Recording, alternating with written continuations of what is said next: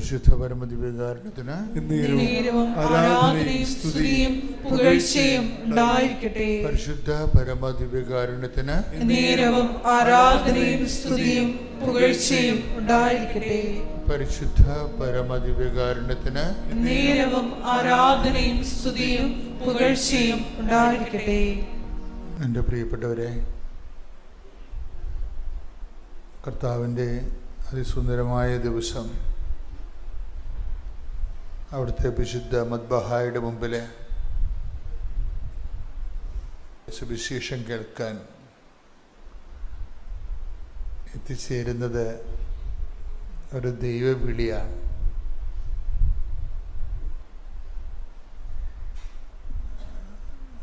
നമ്മുടെ ഉടമ്പടി ധ്യാനത്തിന് 2 ലക്ഷ്യങ്ങളുണ്ട്.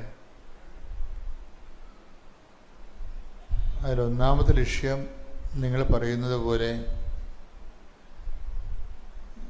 പ്രാർത്ഥിച്ചുകൊണ്ടിരിക്കുമ്പോൾ തന്നെ ദൈവാനുഗ്രഹം നേടുക,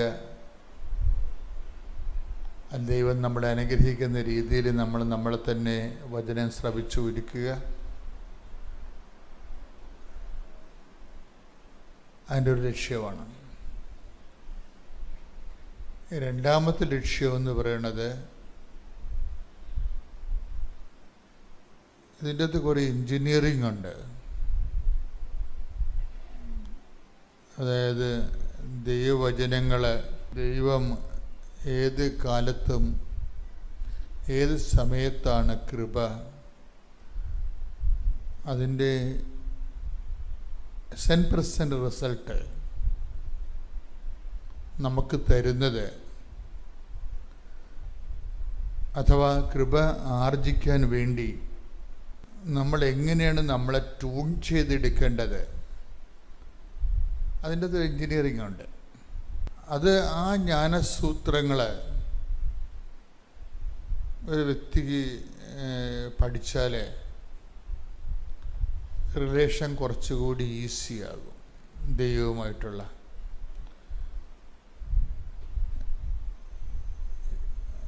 നമ്മുടെ മുമ്പിൽ എപ്പോഴും വന്നിട്ടുള്ള ഒരു ചലഞ്ച് എന്ന് പറയുന്നത്,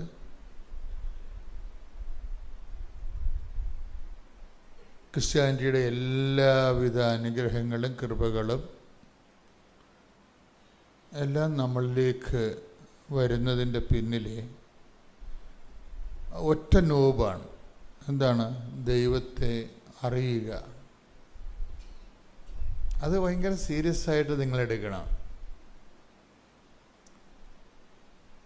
ഈ നിത്യജീവൻ പോലും അടിസ്ഥാനപ്പെട്ടിരിക്കുന്നത് ദൈവത്തെ അറിയുന്നതിലൂടെയാണ്. ഡോർ ഓപ്പൺ ചെയ്യുന്നത് എല്ലാ നിത്യജീവൻ്റെ പോലും ഡോർ ഓപ്പൺ ചെയ്യുന്നതും അതെല്ലാം താക്കോലെന്ന് പറയുന്നത് ദൈവത്തെ അറിയുന്നതിലൂടെയാണ്. അപ്പോൾ അനുദിന ജീവിതത്തിലും അത് തന്നെയാണ് വിഷയം. അനുദിന ജീവിതത്തിൻ്റെയും തടസ്സങ്ങളെ മാറ്റുന്നതിനും അനുഗ്രഹം പ്രാപിക്കുന്നതിനുമുള്ള താക്കോല് ദൈവത്തെ അറിയുന്നതാണ്. അതാണ് ഞാൻ നിങ്ങളോട് പറഞ്ഞത്. കർത്താവിൻ്റെ വചനം കേൾക്കുമ്പോൾ കഴിഞ്ഞ ദിവസങ്ങളിൽ ഇന്നലെ തൃശ്ശൂരിൽ നിന്ന് അനില എന്നും പറഞ്ഞൊരു ഫിസിയോതെറാപ്പിസ്റ്റ് അവർ ഒരു സാക്ഷ്യം പറഞ്ഞില്ല, ഇന്നലെ പറഞ്ഞു. അപ്പോൾ അവർ പറഞ്ഞത്, ഞാൻ എൻ്റെ അമ്മയുടെ കൂടെയാണ് കൃപാസനത്തിൽ വന്നത്. ഞാൻ ഉടമ്പടിയൊന്നും എടുത്തില്ല. ഞാനൊരു സാധാരണ ധ്യാനകേന്ദ്രം ആണെന്ന് കരുതിയാണ് ഇവിടെ വന്നത്. ഈ പ്രഥമ നോഷൻ, ഫസ്റ്റ് നോഷൻ പലർക്കും അനിലയുടെ ഒരു നിലവാരമായിരിക്കും. ഒരു സാധാരണ ധ്യാനകേന്ദ്രമാണ്. പിന്നീട് കുറച്ചങ്ങോട്ട് ചെന്നപ്പോൾ എനിക്ക് മനസ്സിലായി ഇതൊരു സാധാരണ ധ്യാനകേന്ദ്രമല്ല എന്ന്. അങ്ങനെ മനസ്സിലാകാൻ കാരണം, ഇവർ ഉടമ്പടി എടുത്തിട്ട് വർക്കൗട്ട് ചെയ്തില്ല. അതാണ് പ്രശ്നം. കൃപാസനം ഒരു സാധാരണ ധ്യാനകേന്ദ്രം അല്ലെന്ന് അനില എങ്ങനെ മനസ്സിലായത്? ഉടമ്പടി എടുത്തിട്ട് വർക്കൗട്ട് ചെയ്തില്ല. വർക്കൗട്ട് ചെയ്തില്ലെങ്കിൽ നമ്മൾ ദൈവത്തോട് ചോദിക്കണം, എന്തുകൊണ്ടാണ് ഇതുകൊണ്ട് എൻ്റെ ഉടമ്പടി വർക്കൗട്ട് ചെയ്യാഞ്ഞത്? അപ്പോൾ നമ്മുടെ പ്രഥമ ദൃഷ്ടിയ നമുക്ക് ക്യാഷ് ആൻഡ് കൈൻഡ്, ജോലി, വീട്, വിവാഹം, അങ്ങനെ എന്തെങ്കിലും കാര്യങ്ങളൊക്കെ നമ്മൾ ഉടമ്പടിയിൽ വെക്കണമെങ്കിലും ഇത് ആദ്യത്തെ ഫേസിൽ ചിലർക്ക് വർക്കൗട്ട് ചെയ്യത്തില്ല. അപ്പോൾ വർക്കൗട്ട് ചെയ്യാത്തത് കാരണം അവർ അത് തെറ്റായിട്ട് ഉടമ്പടി ചെയ്തത് കൊണ്ടോ ഉടമ്പടി ഉഴപ്പിയത് കൊണ്ടോ ചിലർക്ക് വർക്കൗട്ട് ചെയ്യത്തില്ല. ചിലർക്ക് ഉടമ്പടി വൃത്തിയും മേനയായിട്ട് ചെയ്താലും വർക്കൗട്ട് ചെയ്യത്തില്ല. അപ്പോൾ നിങ്ങൾക്ക് അതെന്ത് പരിപാടിയാണ് അങ്ങനെ പറയണത്? വൃത്തിയും മേനയായിട്ട് ഉടമ്പടി ചെയ്താൽ വർക്കൗട്ട് ചെയ്യുക? അതെ, നിങ്ങളെ കുറച്ചുകൂടി ഗുരുതരമായ ഉടമ്പടിയുടെ ഒത്തിരി ലെസൺസ് ഉണ്ട്. ആധ്യാത്മികതയിലും അങ്ങനെയാണ്. പ്രഥമ പാഠങ്ങളുണ്ട്. അത് വിശ്വാസത്തിൻ്റെ take the word of God, വിശ്വാസത്തിൻ്റെ പ്രഥമ പാഠങ്ങൾ പിന്നിട്ട് നമുക്ക് പക്വതയിലേക്ക് വളരാം. ശ്രുതികട്ടെ ഹല്ലേലൂയ, ഹല്ലേലൂയ, ഹല്ലേലൂയ, ഹല്ലേലൂയ. യേശുവേ നന്ദി, ഹല്ലേലൂയ, ഹല്ലേലൂയ, ഹല്ലേലൂയ. യേശുവേ ആരാധന, ആരാധന, ഹല്ലേലൂയ. ഹെബ്രായർ 6:1. ഹെബ്രായർ 6-ാം അധ്യായം, ഹെബ്രായ ലേഖനം 6-ാം അധ്യായം 1-ാം വാക്യം. അതിനാൽ ക്രിസ്തുവിന്റെ വചനത്തിന്റെ പ്രഥമ പാഠങ്ങൾ പിന്നിട്ട് നമുക്ക് പക്വതയിലേക്ക് വളരാം.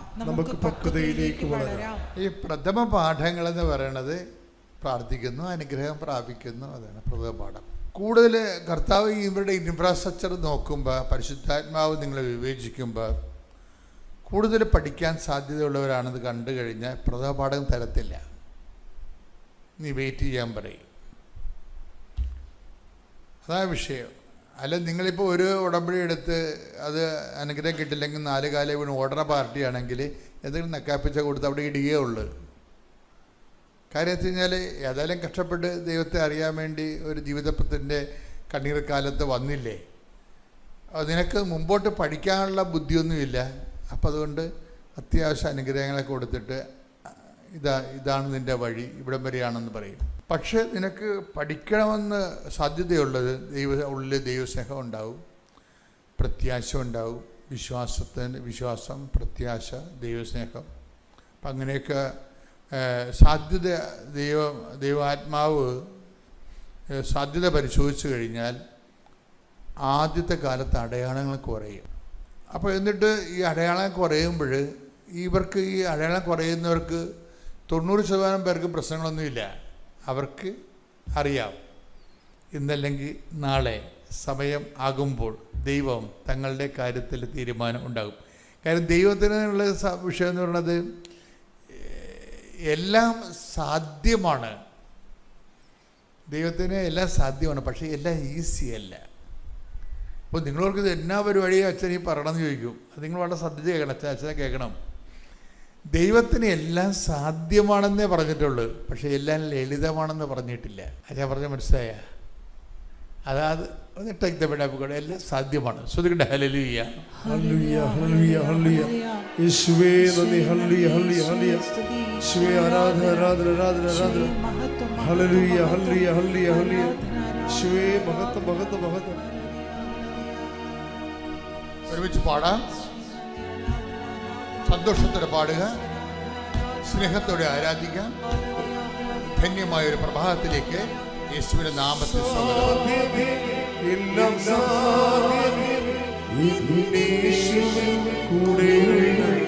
കൈയടിച്ചുകൊണ്ട്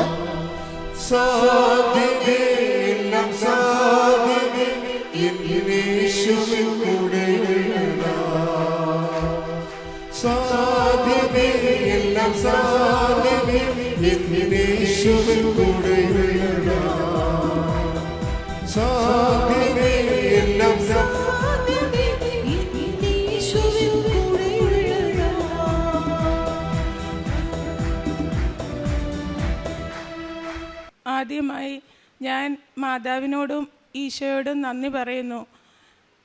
എനിക്ക് ഈ അൾത്താരയിൽ വന്ന് നിൽക്കാൻ അമ്മ എനിക്ക് ഭാഗ്യം തന്നു. അമ്മയോട് എൻ്റെ പേര് സൂര്യ. ഞാൻ ആലപ്പുഴ ജില്ലയിൽ വെൺമണി എന്ന സ്ഥലത്തു നിന്ന് വരുന്നു. ഞാൻ അമ്മയെ അറിയാനിടയായത് 9 വർഷത്തിന് മുൻപാണ്. 8 വർഷം കഴിഞ്ഞ് 9 വർഷമായി. അമ്മയുടെ അടുത്ത് അമ്മയോട് ഞാൻ ആദ്യമായി മാപ്പ് ചോദിക്കുന്നു. ഇത്രയും നാൾ ഞാൻ ഇവിടെ ഉടമ്പടി എടുത്തിട്ട് ഞാൻ 2 വർഷം ആകുന്നതേ ഉള്ളൂ. അമ്മയെ ഞാൻ അറിഞ്ഞിട്ട് 9 വർഷമാകുന്നു. എൻ്റെ ഈ മകൻ 6ാം ക്ലാസ്സിൽ പഠിക്കുമ്പോൾ അവന് ഉമ്മനീർ ഗ്രന്ഥിയിൽ ഒരു കല്ലുണ്ടായി. ഞങ്ങളുടെ അടുത്തുള്ള ആശുപത്രികളിലെല്ലാം കൊണ്ടുപോയി. അത് ഒന്നും ചെയ്യാൻ പറ്റത്തില്ലെന്ന് ഡോക്ടർ പറഞ്ഞു. ഞങ്ങൾ കോട്ടയത്തുള്ള ESR എന്ന ഹോസ്പിറ്റലിൽ കൊണ്ടുപോയി. അവിടെ ചെന്നപ്പോൾ ഡോക്ടർ പറഞ്ഞു, അത് റിസ്ക്കാണ്, നമുക്ക് എൻഡോസ്കോപ്പ് ചെയ്യാം, അത് പറ്റിയില്ലെങ്കിൽ നമുക്ക് ഗ്രന്ഥി എടുത്ത് കളയണം, അത് ഈ ചെറുപ്പത്തിൽ ചെയ്യുന്നത് റിസ്ക്കാണ്, ആഹാരമൊക്കെ കഴിക്കാൻ ബുദ്ധിമുട്ടാണ്, സ്കൂളിൽ വിടാനും ബുദ്ധിമുട്ടാണെന്ന് പറഞ്ഞു. ഞാനാണെങ്കിൽ അവിടെ നിന്ന് കരഞ്ഞു ഭയങ്കരമായിട്ട് വിഷമിച്ചു. ഞാനൊരു ഹിന്ദുവാണ്. ഞാൻ ഭയങ്കരമായിട്ട് വിഷമിച്ചു, ഒത്തിരി കരഞ്ഞു. ഇനി ഞാൻ എന്ത് ചെയ്യണം, ഞാൻ ആരെയും വിളിക്കത്തില്ലെന്നും പറഞ്ഞ് ഞാൻ കരഞ്ഞപ്പോൾ ഒരു ആൻറ്റി വന്ന് എനിക്ക് മാതാവിൻ്റെ കൃപാസന പത്രം തന്നു. എന്നിട്ട് എന്നോട് പറഞ്ഞു, മകളെ എന്തിനാ മോളെ നീ കരയുന്നത്? ഞാൻ പറഞ്ഞു, എൻ്റെ മോന് ഇന്നതുപോലെ ഗ്രന്ഥി എടുത്ത് കളയണമെന്ന് ഡോക്ടർ പറയുന്നു. അന്നേരം ആ ചേച്ചി പറഞ്ഞു, മോളെ എന്തിനാ നീ കരയുന്നത്? ഇതിലും വലിയ അസുഖങ്ങൾ പരിശുദ്ധി അമ്മ മാറ്റി തരുന്നുണ്ട്. നീ അതുകൊണ്ട് അമ്മയെ വിളിച്ച് പ്രാർത്ഥിച്ചാൽ മതി, നിൻ്റെ മകൻ്റെ അസുഖം മാറുമെന്ന് പറഞ്ഞു. ആ പത്രം ഞാൻ വിശ്വാസത്തോടെ വായിക്കുകയും ഞാൻ എൻ്റെ കുഞ്ഞിൻ്റെ അടുത്ത് വെക്കുകയും ചെയ്തു. അടുത്തുള്ള കിടക്കയിൽ കിടന്നവരെല്ലാം ഫ്രൂട്ട്സ് പൊതിയുന്നു, ചോറാണെങ്കിൽ അതിൻ്റെ മേളിൽ വെച്ച് കഴിക്കുന്നു, എല്ലാം ചെയ്യുന്നു. ഞാനത് എടുത്ത് വായിക്കും.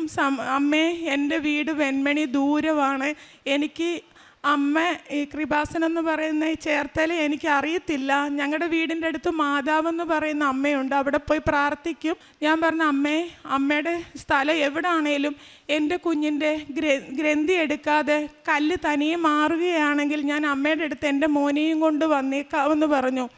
അത് കഴിഞ്ഞ് വീട്ടിൽ പോകുമ്പോഴും ഞാൻ ആ പത്രം പ്രാർത്ഥിക്കുമായിരുന്നു. തിരിച്ച് ഹോസ്പിറ്റലിൽ വരുമ്പോഴും ഞാൻ പ്രാർത്ഥിക്കുമായിരുന്നു. അത് കഴിഞ്ഞ് ഡോക്ടർ പറഞ്ഞു, റിസ്ക്കാ, നമുക്ക് ഡേറ്റ് തന്നു വിടാം, നിങ്ങൾ അടുത്ത പ്രാവശ്യം വരുമ്പോൾ മോൻ്റെ ഗ്രന്ഥി എടുത്ത് കളയണമെന്ന് പറഞ്ഞു. ഞാൻ മോനെ കുളിപ്പിച്ചു. ഡോക്ടർ വരുന്നതിന് മുൻപ് 7 മണിക്ക് മുമ്പ് അമ്മയും കുട്ടിയും കുളിക്കണം. ഞാൻ മോനെ കുളിപ്പിച്ച് കുഞ്ഞിൻ്റെ അച്ഛൻ്റെ കയ്യിൽ ഏൽപ്പിച്ചിട്ട് ബാത്റൂമിൽ പോയി പൊട്ടിക്കരഞ്ഞു. ബക്കറ്റിൽ വെള്ളമാണെങ്കിൽ പൈപ്പ് കൊണ്ട് തുറന്നു വിട്ടിട്ടാണ്, മറ്റുള്ളവർ കേൾക്കില്ലല്ലോ. ഞാൻ പറഞ്ഞു, മാതാവേ, ആ ചേച്ചി പറഞ്ഞില്ലയോ എൻ്റെ മോൻ്റെ അസുഖം മാറും, മാതാവ് ഇത് മാറ്റിത്തരുന്നില്ല, ഞാൻ ഇനി ആരെയും വിളിക്കത്തില്ല, എല്ലാം കള്ളവാ, ഞാൻ ഇനി ആരെയും വിളിക്കത്തില്ല അമ്മയെന്നും പറഞ്ഞ് പൊട്ടിക്കരഞ്ഞു. ആ സമയത്ത് എൻ്റെ കുഞ്ഞിൻ്റെ കല്ലാണെങ്കിൽ തനിയെ വന്നെന്നുള്ളത് എന്തൊരു അത്ഭുതമാണ്. എൻ്റെ ഭർത്താവിൻ്റെ കയ്യിലോട്ട് അവനത് തുപ്പിയിട്ടു.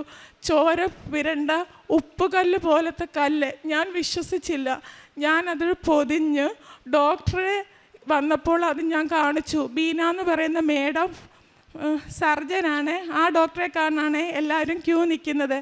ഡോക്ടറെ കാണിച്ചപ്പോൾ ഡോക്ടർ അതിനു മുൻപ് പറഞ്ഞു, 5 ദിവസം കിടന്ന് നിങ്ങൾ ആൻറ്റിബയോട്ടിക്കിൻ്റെ ഇഞ്ചക്ഷൻ എടുത്തിട്ട് പോകണമെന്ന് ഞങ്ങളോട് തലേ ദിവസം പറഞ്ഞ ഡോക്ടർ എന്നോട് പറയുന്നു, ഇതെന്തൊരു അത്ഭുതമാണ്, ഇതെങ്ങനെ സംഭവിച്ചു, നിങ്ങൾക്ക് വെരി ഗുഡ്, ഇന്ന് തന്നെ നിങ്ങൾക്ക് വീട്ടിൽ പോകാമെന്ന് പറഞ്ഞു. ഇപ്പോൾ അവന് 20 വയസ്സാകുന്നു. അത് കഴിഞ്ഞിട്ട് ഞങ്ങൾക്ക് വീടില്ലായിരുന്നു. എൻ്റെ ഭർത്താവ് ഒരു ഡ്രൈവറാണ്, അച്ഛനും അമ്മയും ഉണ്ട്, ഞങ്ങളുടെ കൂടാണ്. ഞങ്ങൾക്ക് ചെറിയ വീടായിരുന്നു. പ്രളയത്തിൽ ഞങ്ങളുടെ വീട് നഷ്ടപ്പെട്ടായിരുന്നു. അത് കഴിഞ്ഞിട്ട് ഞാൻ ഈ പത്രം അത് കഴിഞ്ഞാണ് പ്രളയം വരുന്നതും. ഈ പത്രം കിട്ടിയതിന് ശേഷം ആ പ്രളയം വരുന്നതും. ഞങ്ങളവിടെ അടുത്തുള്ള ഒരു സ്കൂളിലാണ് താമസിച്ചത്. ഞാൻ ആ പത്രം വന്നപ്പോൾ അത് മൊത്തം, അതിന് മുമ്പ് ഞാനൊരു ഡയറിയിൽ എഴുതിയിട്ടിരുന്നു, ഈ എന്നെങ്കിലും പോകണം, എനിക്ക് ഛർദിലിൻ്റെ അസുഖമുള്ളതുകൊണ്ട് ബസ്സിൽ കയറാൻ ഭയങ്കര ബുദ്ധിമുട്ടാണ്. എന്നിട്ട് ഞാൻ ഒരിക്കലും ആ അഡ്രസ്സ് പോകാതിരിക്കാൻ വേണ്ടി ഞാൻ ഡയറിയിൽ സൂക്ഷിച്ച് നമ്മുടെ അലമാരയിൽ സൂക്ഷിച്ച് വെച്ചിരുന്നു. അത് പ്രളയം വന്നപ്പോൾ ആ പത്രം നനഞ്ഞു കുതിഞ്ഞെങ്കിലും ഈ ഡയറിയിലെ അഡ്രസ്സ് ഇപ്പോഴും എൻ്റെ വീട്ടിലുണ്ട്. ഞാനത് തുറക്കുമ്പോഴെല്ലാം പറയും, മാതാവേ, ഞാൻ വന്നേക്കാവേ അമ്മയുടെ അടുത്തെന്ന് മാത്രം ഞാൻ പറയുമായിരുന്നു. അത് കഴിഞ്ഞിട്ട് ഞങ്ങൾക്ക് പഞ്ചായത്തിൽ നിന്ന് വീട് കിട്ടി, ലോൺ എടുത്ത് ഞങ്ങൾ 1334 സ്ക്വയർ ഫീറ്റുള്ളൊരു വീട് തന്നു. ഞങ്ങളെ അമ്മ അനുഗ്രഹിച്ചു. ഞാൻ എന്നിട്ടും അമ്മയെ ഞാൻ വിളിക്കുന്നുണ്ടല്ലോ, ഞാൻ ഇത്രയും അത്ഭുതമായ ഞാൻ വിശ്വസിച്ചിരുന്നില്ല. അത് കഴിഞ്ഞിട്ട് ഞാൻ ഓരോ ദിവസം കഴിയുമ്പോഴും പോകാമെന്നും പറഞ്ഞിങ്ങനെ നീട്ടിക്കൊണ്ട് വരികയായിരുന്നു. പക്ഷേ അമ്മയെ ഓർക്കും, അലമാര തുറക്കുമ്പോൾ ഡയറി കാണുമ്പോൾ ഞാൻ അമ്മയെ ഓർക്കും, വിളിക്കൂ, അമ്മയെ ഞാൻ വന്നേളാവേ എന്ന് മാത്രം പറയും. അത് കഴിഞ്ഞിട്ട് ഞാൻ മോന് പനി വന്ന് ഗവൺമെൻറ് ആശുപത്രി മാവേലിക്കര പോയപ്പോൾ ഡോക്ടറിൻ്റെ അടുത്ത് കസേരയിൽ കിടക്കുന്ന കൃപാസന മാതാവിൻ്റെ പത്രം എനിക്ക് അപ്പം മോൻ എന്നോട് പറഞ്ഞു, അമ്മേ നമ്മൾ മാതാവിൻ്റെ അടുത്ത് പോയിട്ടില്ലല്ലോ എന്ന് പറഞ്ഞു. ഞാൻ ആ പത്രം എടുക്കണമെന്ന് എനിക്കുണ്ടായിരുന്നു, പക്ഷേ പേടി കൊണ്ട് ഞാൻ എടുത്തില്ല. എന്ത് വിചാരിക്കും ഡോക്ടർ, അതെങ്ങനെ എടുക്കൂ? അപ്പോൾ എനിക്ക് മറ്റേ പത്രം നനഞ്ഞു കുതിർന്നത് കൊണ്ട് അത് എടുക്കണമെന്ന് ഭയങ്കര ആഗ്രഹമായിരുന്നു, പക്ഷെ ഞാൻ എടുത്തില്ല. അത് കഴിഞ്ഞ് വർഷങ്ങൾ കടന്നുപോയി. എപ്പോഴും ഞാൻ ഡയറി എടുക്കുമ്പോൾ അമ്മയെ ഞാൻ വന്നോളാമെന്ന് പറയുമായിരുന്നു. അത് കഴിഞ്ഞ് വെച്ച് എൻ്റെ അമ്മായിയമ്മയുടെ ചേട്ടത്തിയുടെ മരുമോള് കൃപാസനത്തിൽ വന്നു. അവിടുത്തെ അമ്മയെ കാണാൻ ഞങ്ങൾ പോയപ്പോൾ ആ ചേച്ചി എന്നോട് പറഞ്ഞു, സൂര്യയെ ഞാനൊരു സാധനം തന്നാൽ നീ മേടിക്കുമോ? ഞാൻ പറഞ്ഞു, ചേച്ചി എന്തുവാ? അപ്പം മാതാവിൻ്റെ ഒരു കെട്ട് സഞ്ചിയിലെ പത്രം എടുത്തുകൊണ്ട് വന്ന് തന്നു. ഞാൻ പറഞ്ഞു, ചേച്ചി എന്തൊരു ചോദ്യമാണ്, ഞാനിപ്പോൾ അറിഞ്ഞിട്ട് അന്നേരം 6 വർഷമായി, ഇതേ ഉള്ളായിരുന്നു, 3 വർഷത്തിന് മുമ്പാണ്. ഞാൻ പറഞ്ഞു, ചേച്ചി ഞാൻ അമ്മയെ അറിഞ്ഞിട്ട് ഇപ്പോൾ 6 വർഷമായി, ഞാൻ എൻ്റെ കാര്യങ്ങൾ പറഞ്ഞു. എന്നെ ചേച്ചി വഴക്കു പറഞ്ഞു, എന്തുകൊണ്ട് സൂര്യ ഇത്രയും ഒരു അനുഭവം ഉണ്ടായിട്ട് പോയില്ല എന്ന് ചോദിച്ചു. അത് കഴിഞ്ഞിട്ട് ഞാൻ ആ ചേച്ചിയുടെ നിന്ന് പത്രം മേടിച്ചു, 2-3-4 എണ്ണം മേടിച്ചു. ചേച്ചി എന്നെ കൊണ്ടുവന്ന് മാതാവിൻ്റെ കാശുരൂപം, പിന്നെ തൈലം, ഉടമ്പടി, ഉപ്പ് എല്ലാം എന്നെ കാണിച്ചിട്ട് എന്നോട് കാര്യങ്ങൾ പറഞ്ഞു. അപ്പോൾ എനിക്ക് മാതാവിനെ അറിയാമെങ്കിലും ഉടമ്പടിയുടെ കാര്യങ്ങളൊന്നും എനിക്ക് അറിയത്തില്ലായിരുന്നു. അത് കഴിഞ്ഞിട്ട് ഞാൻ വീട്ടിൽ വന്നിട്ട് എൻ്റെ ഭർത്താവിനോട് പറഞ്ഞു, നമുക്ക് മാതാവിൻ്റെ അടുത്ത് പോകണം. അപ്പോൾ ഭർത്താവ് പറഞ്ഞു, നമുക്ക് പോകാം, നിൻ്റെ ഛർദിൽ കാരണമല്ലേ എന്ന് പറഞ്ഞു. അപ്പം ഞാനാണെങ്കിൽ ഡ്രൈവിങ് പഠിക്കാൻ പോയി. അപ്പോൾ എൻ്റെ ഭർത്താവിന് കാറിൻ്റെ ലൈസൻസ് ഇല്ലായിരുന്നു, എൻ്റെ കൂടെ വന്നു. മാതാവിൻ്റെ അടുത്ത് പോകാൻ വേണ്ടി ഞാൻ ഡ്രൈവിങ് ഞങ്ങൾ രണ്ടുപേരൂടെ പഠിച്ച്, ഞാൻ 2 വീലറിൻ്റെയാണ്, അണ്ണൻ 4 വീലറിൻ്റെയും പഠിച്ച് ആങ്ങളുടെ വണ്ടിയിലാണ് ഞങ്ങൾ ഇവിടെ ആദ്യമായിട്ട് വരുന്നത്. അത് വരാൻ കാരണവും ഞാൻ എന്നും മാതാവിനോട് വരാമെന്ന് പറയുന്നതല്ലാതെ വരുന്നില്ല. പിന്നെ എൻ്റെ ഭർത്താവിന് 2024 ഡെങ്കിപ്പനി വന്നു കഴിഞ്ഞപ്പോൾ മാവേലിക്കര ആശുപത്രിയിൽ പോയപ്പോൾ ഇവൻ പ്ലസ് ടുവിൻ്റെ പരീക്ഷ ആകാറായിരുന്നു. അന്നേരം ഞാൻ അവിടെ ഇരുന്ന് കരയുക. ഡോക്ടർ പറഞ്ഞ് ഡെങ്കിപ്പനിയാണ്, ഇത് കൂടുതലാണെന്ന് പറഞ്ഞ് ഞാൻ അവിടെ വെല്ലുവായിൽ എനിക്ക് എന്തെങ്കിലും ഒരു കാര്യം പറഞ്ഞാൽ എനിക്കത് ഭയങ്കര സങ്കടമാണ്. എനിക്ക് അത് പിടിച്ചു നിൽക്കാനുള്ള ഇതില്ല, ഞാൻ കരയും. അന്നേരം ഞാൻ കരഞ്ഞുകൊണ്ടിരുന്നപ്പോൾ മോൻ അന്ന് ലൈസൻസ് പോലും ആയിട്ടില്ലായിരുന്നു. ആങ്ങളുടെ കാറും എടുത്തുകൊണ്ടാണ് മോനെ അവൻ്റെ അച്ഛനെയും കൊണ്ട് വന്നത്. പുള്ളിക്ക് വണ്ടി ഓടിക്കാനൊന്നും വയ്യായിരുന്നു. അന്നേരം ഞാൻ കരഞ്ഞുകൊണ്ടിരുന്നപ്പം മോൻ്റെ കയ്യിൽ ഒരു അച്ഛൻ വന്ന് 2 പത്രം കൊടുത്ത്. എന്നിട്ട് എൻ്റെ അടുത്ത് അവൻ വന്നിട്ട് പറഞ്ഞു, അമ്മയെ മാതാവിൻ്റെ പത്രം. അത് വെച്ചിട്ട് ഞാൻ പറഞ്ഞു, മാതാവേ എൻ്റെ ഭർത്താവിനെ ഇവിടെ അഡ്മിറ്റ് ആക്കല്, ദൂരെ എങ്ങും വിടുകയും ചെയ്യല്, കാരണം എനിക്ക് യാത്ര ചെയ്യാൻ ബുദ്ധിമുട്ടാണ്, എൻ്റെ കുഞ്ഞുങ്ങളെയും അവിടെ അച്ഛനും അമ്മയും വയ്യാത്തതാണ്, ഞാൻ എന്ത് ചെയ്യും എന്ന് പറഞ്ഞപ്പോൾ ഡോക്ടർ പിന്നീട് പറഞ്ഞു, നിങ്ങൾക്ക് വീട്ടിൽ പോകാമെന്ന് പറഞ്ഞു. അത് കഴിഞ്ഞിട്ട് അഡ്മിറ്റ് ആക്കിയില്ല, ഞങ്ങൾ വീട്ടിൽ വന്നു. അന്നേരം ഞാൻ പറഞ്ഞു, മാതാവേ ഇത് കഴിയുമ്പോൾ അമ്മയുടെ അടുത്ത് ഞങ്ങൾ വന്നേക്കാമെന്ന് പറഞ്ഞു. അത് കഴിഞ്ഞ് ഡെങ്കിപ്പനി കഴിഞ്ഞ് വീട്ടിൽ തന്നെ റെസ്റ്റ് എടുത്തു. അത് കഴിഞ്ഞപ്പോൾ ശിവന് പരീക്ഷയായിരുന്നു. അത് കഴിഞ്ഞ് ഞങ്ങളുടെ അമ്പലത്തിലെ ഉത്സവം, അതും കഴിഞ്ഞിട്ട് ഈ അടുത്ത ഞായറാഴ്ച എന്തുമായാലും അമ്മയുടെ അടുത്ത് വരുമെന്നും പറഞ്ഞിരുന്നപ്പോഴാണ് ഉത്സവം വന്നത്. അത് കഴിഞ്ഞപ്പോൾ ഞാൻ പറഞ്ഞു, എന്തുവാകട്ടെ അടുത്ത ആഴ്ച മാതാവിൻ്റെ അടുത്ത് പോകുമെന്ന്. ഇവിടെ വന്നു. ആ ഡേറ്റ് ഓർത്തിരിക്കാൻ വേണ്ടിയായിരിക്കും പരിശുദ്ധി അമ്മ ഞങ്ങളുടെ വിവാഹ വാർഷിക വരുന്നു 21/4. ആ 21/4/2024 ഞാൻ എൻ്റെ അമ്മയുടെ ഈ മണ്ണിൽ ഞാൻ കാല് കുത്തുന്നത്. അതെനിക്കൊരു വലിയ അനുഗ്രഹമാണ്. ഞാൻ ഉടമ്പടി എടുത്ത ദിവസവും 21/4/2024. അതിനാണെങ്കിൽ അമ്മ എനിക്ക് ഒത്തിരി അനുഗ്രഹം തന്നതിന് ഒത്തിരി നന്ദിയുണ്ട്. എനിക്ക് എളുപ്പം പറയാൻ പറ്റും ആ ഡേറ്റ്. അത് കഴിഞ്ഞിട്ട് 3 മാസം കൂടി ഇരിക്കുമ്പം പുതുക്കാൻ വരുമായിരുന്നു. അതിനു മുമ്പ് ഒരത്ഭുതം. ഞാനാണെങ്കിൽ ഇവിടെ അന്ന് 21/4/2024 ഇവിടെ വന്നു. ഉടമ്പടി എടുക്കാൻ വന്നതിൽ എൻ്റെ മോനെയും കൊണ്ട് വരാനെ കൊണ്ടാണ് ഞാനിവിടെ വന്നത്. ഞങ്ങളിവിടെ വന്നു കഴിഞ്ഞപ്പോൾ ഞാൻ ക്യൂവിൽ കയറി നിൽക്കുമായിരുന്നു. എന്തുവാ ചെയ്യേണ്ടതെന്ന് അറിയത്തില്ല. ക്യൂവിൽ കയറി നിന്നു. ഞാൻ ഉടമ്പടി എടുത്തു. മേളിൽ ചെന്ന് ക്ലാസ് എല്ലാം കണ്ടു. അപ്പം മോൻ എന്നോട് പറഞ്ഞു, അമ്മേ ഇവൻ പഠിക്കും, 10ൽ ഫുൾ A+ ആയിരുന്നു, +2 ഇവന് ട്യൂഷൻ ഇല്ലായിരുന്നു. അപ്പോൾ ഇവൻ എന്നോട് പറഞ്ഞു, അമ്മേ എനിക്ക് കെമിസ്ട്രിക്ക് ഭയങ്കര പാടാണ്, എന്നെ അമ്മ ഒന്നും പറയരുത്. അമ്മയാണെങ്കിൽ എനിക്ക് Aയോ B+ കിട്ടത്തുള്ളൂ കെമിസ്ട്രിക്കെന്ന് പറഞ്ഞു. ഞാനിവിടെ നിയോഗം വെച്ചിരുന്നു എൻ്റെ മോന് ഫുൾ A+ കിട്ടണേ, അവന് ട്യൂഷൻ പോലും ഇല്ലാതെ, സയൻസ് എടുത്തേക്കുന്നത്, ട്യൂഷൻ പോലും ഇല്ലാതെ അമ്മേ എൻ്റെ ആഗ്രഹമാണ് എന്ന് പറഞ്ഞു. ഇവിടെ വന്നിട്ട് ഞാൻ ഉടമ്പടി എടുത്തു. വീട്ടിൽ ചെന്നു. ഇവൻ്റെ റിസൾട്ട് അറിഞ്ഞു. ഇവനാണെങ്കിൽ, ഞാൻ തൊഴിലുറപ്പിന് പോകുന്ന ഒരു വ്യക്തിയാണ്. ഞാൻ തൊഴിലുറപ്പിന് പോകാൻ നേരത്ത് എന്നോട് പറഞ്ഞു, അമ്മ പോവണ്ട, ഇന്ന് റിസൾട്ട് അറിയുന്ന ദിവസമല്ലേ. ഞാൻ പറഞ്ഞു, ഇല്ല, അമ്മയുണ്ടല്ലോ, പരിശുദ്ധ അമ്മയുണ്ട്, മാതാവുണ്ട്, പിന്നെ എന്തിനാ നീ പേടിക്കുന്നത്? അമ്മേ ഉച്ചയ്ക്ക് വന്ന് കഴിക്കാൻ വന്നപ്പോഴും പറഞ്ഞു, അമ്മേ ഇന്ന് 2 മണിക്ക് റിസൾട്ട് അറിയുമോ, അമ്മ പോകണ്ടെന്ന് പറഞ്ഞു. ഞാൻ പറഞ്ഞു, ഇല്ല മോനെ, അമ്മയുണ്ടല്ലോ കൂടെ എന്ന് പറഞ്ഞു. അങ്ങനെ ഞാൻ പണിക്ക് പോയി. അപ്പോൾ 2:30 റിസൾട്ട് വന്നു. അവൻ്റെ അച്ഛൻ പറഞ്ഞു, നമ്മൾ പ്രാർത്ഥിക്കുന്നിടത്തിരുന്ന് മൊബൈലിൽ മോൻ ഫോണ് നോക്കാൻ പറഞ്ഞു. അവൻ അവിടെ മുട്ടുകുത്തി പ്രാർത്ഥിച്ചിട്ട് അവൻ്റെ റിസൾട്ട് നോക്കി. അവന് ഫുൾ A+ ആണ്. ഞാൻ പണി ചെയ്യുന്നിടത്തോട്ട് എന്നോട് വിളിച്ചു പറഞ്ഞു. എനിക്ക് ഒത്തിരി സന്തോഷമായി. പിന്നിൽ എന്നേക്കാളിലും വിശ്വാസം എൻ്റെ ഭർത്താവിനാണ്. അവിടെ ഇരിപ്പുണ്ട് എൻ്റെ ഭർത്താവും മോളും. ഭയങ്കര വിശ്വാസമാണ്. ആദ്യം ഞാനാണെങ്കിൽ ഉപവാസം എടുക്കുമായിരുന്നു, ഇപ്പോഴും എടുക്കുന്നുണ്ട്. അന്നേരം ആഴ്ചയിൽ എടുക്കുമ്പോൾ എന്നോട് ചോദിക്കും, എടി എല്ലാ ആഴ്ചയിലും എടുക്കണമെന്ന് ചോദിക്കും. ഞാൻ പറഞ്ഞു, അത് എൻ്റെ ഒരു ആഗ്രഹം, ഒരു ദിവസം അമ്മയ്ക്കായിട്ട് ഞാൻ മാറ്റി വയ്ക്കുകയാണെന്ന് പറഞ്ഞു.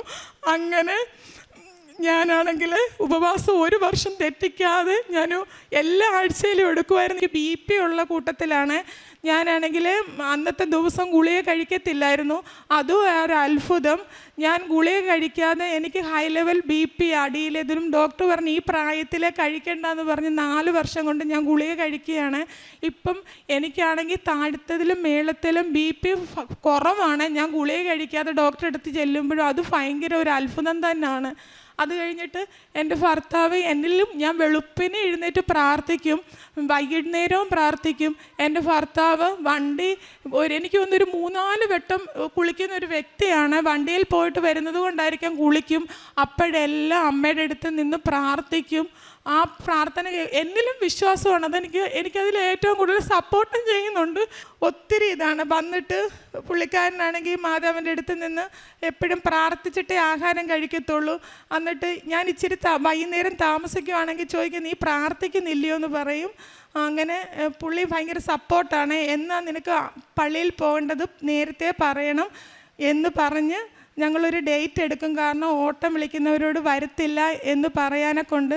ഞാനാണെങ്കിൽ പത്രങ്ങളാണെങ്കിൽ പ്രേക്ഷിത പ്രവർത്തനം ചെയ്യുന്ന പത്രം കിട്ടിക്കഴിഞ്ഞാൽ ഇന്ന് എനിക്ക് കിട്ടിയ ഞാൻ ഒരാൾക്കെങ്കിലും ഞാനത് കൊടുത്തിരിക്കുക. എൻ്റെ അനുഭവങ്ങൾ പറഞ്ഞാണ് ഞാൻ കൊടുക്കുന്നത്. പിന്നെ ഞങ്ങളുടെ അടുത്ത് ഗവൺമെൻറ് ആശുപത്രിയിലുണ്ട്, അവിടെ കൊണ്ടുപോയി കൊടുക്കും. വീടുകളിലാണെങ്കിൽ കൊണ്ടുപോയി കൊടുക്കും. പിന്നെ ഞാനാണെങ്കിൽ കാരുണ്യപ്രവൃത്തി എന്ന് പറഞ്ഞാൽ നേരത്തെ തൊട്ടേ ഉള്ളൊരു സ്വഭാവമാണ്. ആരെങ്കിലും വന്നു കഴിഞ്ഞാൽ ഭക്ഷണം കൊടുക്കും. ഒരച്ഛൻ അവിടെ സൈക്കിളിൽ മീൻ കച്ചവടമായിട്ട് വരും. പണ്ട് മുതലേ ഉള്ളതാണ്. ഞാൻ വരുന്ന ഉടനെ വേണ്ടാന്ന് പറഞ്ഞാലും രാവിലത്തെ കഴിക്കാനുള്ളതായാലും വെള്ളയിലും എല്ലാം ഞാൻ അച്ഛന് കൊടുത്തിട്ട് അതുപോലെ തന്നെ ഇപ്പോഴും വീട്ടിൽ വരുന്ന ആര് വന്നാലും വിശന്ന് വന്നാലും അവർക്ക് കഴിക്കാൻ കൊടുക്കും. ഞാൻ വേണ്ടാന്ന് പറഞ്ഞാലും ഞാൻ കൊടുക്കും, വെള്ളവും കൊടുക്കും. നമ്മുടെ കയ്യിലുള്ളതുപോലുള്ള പൈസ ഇതിന് പിശയ്ക്ക് വന്നാലും കൊടുക്കും. പിന്നെ പൊതിച്ചോറുകളാണെങ്കിൽ നേരത്തെ 2 പൊതിച്ചോറ് കൊടുത്തിരുന്ന 10 പൊതിച്ചോറാക്കി എൻ്റെ കൈ കൊണ്ട് തന്നെയാണ് അത് തനിയെ വെളുപ്പിനെ എണ്ണീറ്റിട്ട് ഞാനതുണ്ടാക്കി കൊടുക്കുന്നത്. അച്ഛൻ്റെ ധ്യാനം കൂടാറുണ്ട്. ഒരു ഫോണേ ഉള്ളൂ എങ്കിലും ഹസ്ബൻഡാണെങ്കിൽ ജോലി കഴിഞ്ഞ് വരുമ്പോൾ അച്ഛൻ്റെ ധ്യാനം ഞാൻ കാണാറുണ്ട്. പിന്നെ ഞാൻ സാക്ഷ്യം കേൾക്കുന്ന ഒരു വ്യക്തിയാണ്. ഇവിടെ വരുമ്പോഴും ഞാനിത് ഫോണിൽ കൂടെ ഇവിടെ ഞാൻ ഈ ആൾക്കാരെ കണ്ടിട്ടുണ്ട്. ഇവിടെ വന്നു കഴിഞ്ഞപ്പോൾ എനിക്ക് ഭയങ്കര അത്ഭുതമാണ്. ഞാൻ സാക്ഷ്യങ്ങൾ ഇവിടെ ഉടമ്പടി എടുക്കുന്നതിന് മുമ്പേ തൊട്ട് ഞാൻ ഈ സാക്ഷ്യങ്ങൾ കേൾക്കുന്നത് എനിക്ക് ഭയങ്കര ഇഷ്ടമുള്ളൊരു കാര്യമാണ്. എന്നിട്ട് തന്നെ കരയും. ഇവരെല്ലാം എന്നെ വഴക്കും പറയും. എനിക്ക് ചെറിയ കാര്യം കേൾക്കുമ്പം തന്നെ ഓരോരുത്തരുടെ ബുദ്ധിമുട്ടുകൾ കാണുമ്പം തന്നെ തന്നെത്താനെ കണ്ണ് നിറയും. അങ്ങനെയുള്ള സാക്ഷ്യം എനിക്ക് ഫോൺ കിട്ടുന്ന സമയങ്ങളെല്ലാം ഞാൻ സാക്ഷ്യം കേൾക്കും. അങ്ങനെ എൻ്റെ ഭർത്താവിൻ്റെ കാലിലാണെങ്കിൽ മസിൽ കയറി ജീവൻ പോകുന്ന പോലെ ഭയങ്കര വെപ്രാളമായിരുന്നു. ഞാനിവിടുന്ന് ഉടമ്പടി എടുത്തു പോയി 2 മാസം കഴിഞ്ഞപ്പോൾ പണ്ടൊരു ആക്സിഡൻ്റ് ഉണ്ടായതാണ്, കാലിൻ്റെ ചിരട്ട അവിടെ അത് മാറ്റി വെച്ചതാണ് കുഞ്ഞിൽ. അപ്പോൾ അവിടെ ഭയങ്കര നീര് കയറി കൊള്ളുന്നുണ്ട് ഒത്തിരി നേരം നിന്ന് കഴിഞ്ഞാൽ. അപ്പോൾ ഡെക്കറേഷൻ പരിപാടിക്ക് പോയിട്ട് വരുമ്പോൾ ഭയങ്കര നീരും വേദനയാണ്. ഒരു ദിവസം രാത്രിയിൽ കിടന്ന് ഉറങ്ങിയിട്ട് പറ്റുന്നില്ല. എന്നോട് പറഞ്ഞടി, നീ മാതാവിനെ പ്രാർത്ഥിച്ചിട്ട് അമ്മയുടെ തൈലം എനിക്ക് എടുത്ത് തരാൻ പറഞ്ഞു. ഞാൻ വിശ്വാസ പ്രമാണം 9 വട്ടം ഞാൻ ചൊല്ലി എൻ്റെ ഭർത്താവിൻ്റെ കാലിൽ പിരട്ടി. ഇപ്പോൾ 1.5 വർഷമായി. പിന്നീട് ഇന്ന് വരെ ആ മസിൽ പിടുത്തോ വേദനയോ ഉണ്ടായിട്ടില്ല. അത് ഭയങ്കര ഒരു അത്ഭുതമാണ്. എൻ്റെ ഭർത്താവിന് അതുകൊണ്ട് മാതാവിനെ ഈശോപ്പച്ചനെ വിളിക്കുന്നുണ്ട്, 2 പേരെയും വിളിക്കുന്നുണ്ട്. ഭയങ്കര ഒരു വിശ്വാസം, എന്നിലും വിശ്വാസമാണ് എൻ്റെ ഭർത്താവിന്. അതുപോലെ തന്നെ എൻ്റെ മോൾക്ക് ഇപ്പം 7ലാണ് ഇവൾ പഠിക്കുന്നത്. അവൾക്കാണെങ്കിൽ വൈകുന്നേരം ആകുമ്പോൾ അമ്മയെ പ്രാർത്ഥിക്കണ്ടായോ, അതുപോലെ ഒരു പനിയോ എന്തൊരു കാര്യം വന്നാലും ഞങ്ങൾ ആശുപത്രി പോകാറില്ല. അമ്മയുടെ ഉപ്പെടുത്തിട്ട് കഞ്ഞിക്കത്തും കഞ്ഞിവെള്ളത്തിലും കലക്കിയാണ് അവൾ എന്നോട് പറയും, അമ്മ ഛർദ്ദിക്കുകയൊക്കെ ചെയ്യുമ്പോൾ പറയും, അമ്മേ മാതാവിൻ്റെ തേനും ഉപ്പുമൊക്കെ തന്നാൽ മതിയെന്ന്. അങ്ങനെ ഞാൻ കൊടുക്കുന്നത്. ഒത്തിരി നന്ദിയുണ്ട് എല്ലാത്തിനും. ഈശോയ്ക്കും മാതാവിനും കോടാനുകോടി നന്ദി.